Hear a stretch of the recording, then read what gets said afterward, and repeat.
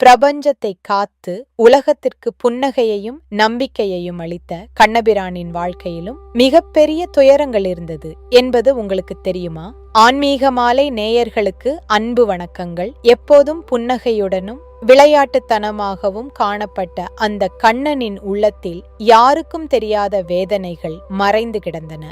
பகவான் விஷ்ணுவின் 8வது அவதாரமாக பூமியில் தோன்றிய கண்ணபிரான் அரக்கர்களை அழித்து தர்மத்தை நிலைநாட்டி மக்களுக்கு நீதியையும் ஞானத்தையும் புகட்ட வந்தார். சிறுவயதிலேயே கம்சனை அழித்தவர், விருந்தாவனத்தில் மகிழ்ச்சியாக வாழ்ந்தவர். பின்னர் குருக்ஷேத்திர போரில் மகாபாரதத்தின் முக்கிய நாயகனாக விளங்கினார். ஆனால் அவரது வாழ்க்கை முழுவதும் பல்வேறு சோதனைகளும் மனவேதனைகளும் நிறைந்திருந்தது.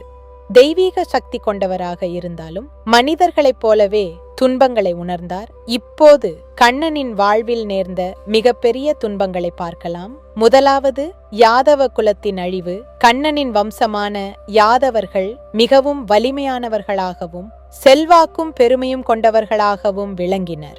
ஆனால் காலப்போக்கில் அவர்களிடையே அகந்தையும் ஆணவமும் அதிகரித்தது. ஒருமுறை சில இளைய யாதவர்கள் ஒரு முனிவரை கேலி செய்ய முடிவு செய்தனர். ஒரு சிறுவனை கர்ப்பிணி பெண்ணை போல வேடமிட்டு முனிவரிடம் அழைத்து சென்று, இவளுக்கு பிறக்கப் போவது ஆணா பெண்ணா என்று கேட்டு நகைத்தனர். இதனால் கோபமடைந்த முனிவர், இந்த கருவிலிருந்து வெளிவரும் இரும்பு கம்பே உங்கள் முழு குலத்தையும் அழிக்கும் என்று சாபமிட்டார். கண்ணன் இந்த சாபத்தை அறிந்திருந்தார். மேலும் குருக்ஷேத்திர போருக்கு பிறகு தன் மகன்களை இழந்த துயரத்தில் காந்தாரி, என் குலம் அழிந்தது போல உங்கள் யாதவ குலமும் அழியும் என்று கண்ணனை சபித்ததாகவும் அந்த சாபமும் யாதவ குலத்தின் அழிவிற்கு ஒரு காரணமாக அமைந்தது என்றும் மகாபாரதத்தில் கூறப்படுகிறது. ஆனால் விதியை மாற்ற முடியாது என்பதை அவர் நன்கு அறிந்திருந்தார். பின்னர் அந்த இரும்பு கம்பு உருவானது. அதை தூளாக்கி கடலில் வீசினாலும் அது மீண்டும் வளர்ந்து ஒரு பயங்கர ஆயுதமாக மாறியது. காலப்போக்கில் யாதவர்களுக்குள் சண்டைகள் தொடங்கின. சிறிய கருத்து வேறுபாடுகள் பெரிய போராய் மாறின. ஒருவரை ஒருவர் கொல்லும் நிலை ஏற்பட்டது. இறுதியில் முழு யாதவ குலமும் அழிந்தது. தமது கண்கள் முன்பாக தமது சொந்த மக்கள், உறவினர்கள், நண்பர்கள் அனைவரும் அழிவதை பார்த்த கண்ணன் மிகவும் துன்பப்பட்டார். தம்மால் அவர்களை காப்பாற்ற முடியவில்லையே என்ற வேதனை அவரது உள்ளத்தை மிகவும் பாதித்தது. 2வது துன்பம் பாண்டவர்களின் வேதனையும் குருக்ஷேத்திர போரும். கண்ணனுக்கும் பாண்டவர்களுக்கும் இடையே அளவற்ற அன்பு இருந்தது. குறிப்பாக அர்ஜுனனுடன் அவருக்கு இருந்த உறவு வார்த்தைகளால் விவரிக்க முடியாதது. பாண்டவர்கள் வாழ்நாள் முழுவதும் அநீதியையும் துன்பத்தையும் சந்தித்தனர். திரௌபதி அவமானப்படுத்தப்பட்ட சம்பவம், 13 ஆண்டுகள் வனவாசம், அவர்களின் உரிமைகள் பறிக்கப்பட்டது. இவை அனைத்தும் கண்ணனை மிகவும் வேதனைப்படுத்தின. அவர் பலமுறை சமாதானம் செய்ய முயன்றார். ஆனால் துரியோதனன் சமாதானத்தை ஏற்கவில்லை. இறுதியில் போர் தவிர்க்க முடியாததாக மாறியது. குருக்ஷேத்திர போரில் லட்சக்கணக்கான வீரர்கள் உயிரிழந்தனர். பல குடும்பங்கள் அழிந்தன. சகோதரர்கள் ஒருவரை ஒருவர் எதிர்த்து போரிட்டனர். இந்த பெரும் அழிவுக்கு தாமும் ஒரு காரணம் என்பதை உணர்ந்த கண்ணன் மிகவும் மனவேதனை அடைந்தார். தர்மத்தை நிலைநாட்ட இது அவசியம் என்றாலும் இவ்வளவு உயிரிழப்பு ஏற்பட்டது அவரது உள்ளத்தை வாட்டியது. 3வது துன்பம் விருந்தாவனத்திலிருந்து பிரிதல். கண்ணனின் குழந்தை பருவம் முழுவதும் விருந்தாவனத்தில் மகிழ்ச்சியாகவே கழிந்தது.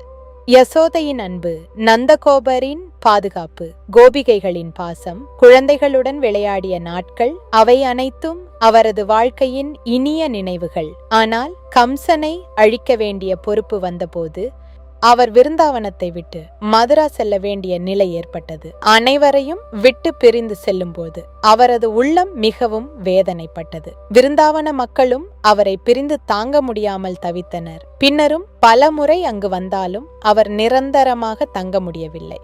இந்த பிரிவின் துன்பம் அவரது வாழ்நாள் முழுவதும் தொடர்ந்தது. 4வது துன்பம் தமது பெற்றோர்களையும் உறவினர்களையும் இழந்தது. கண்ணன் சிறுவயதிலேயே தமது பெற்றோரான தேவகி மற்றும் வசுதேவரை பிரிந்து வளர்ந்தார். பின்னர் அவர்களை காப்பாற்றினாலும் அவர்கள் பல ஆண்டுகள் சிறையில் துன்பப்பட்டதை நினைத்து அவர் மிகவும் வேதனைப்பட்டார்.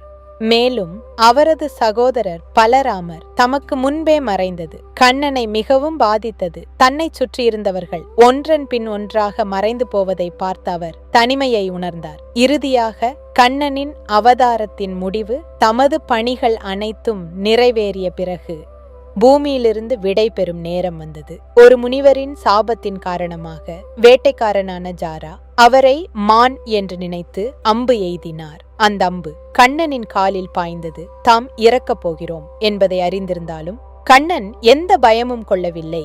ஆனால் தம்மை நம்பி வாழும் மக்களை விட்டு பிரிய வேண்டிய நேரம் வந்துவிட்டதே என்ற எண்ணம் அவரது உள்ளத்தை வேதனைப்படுத்தியது.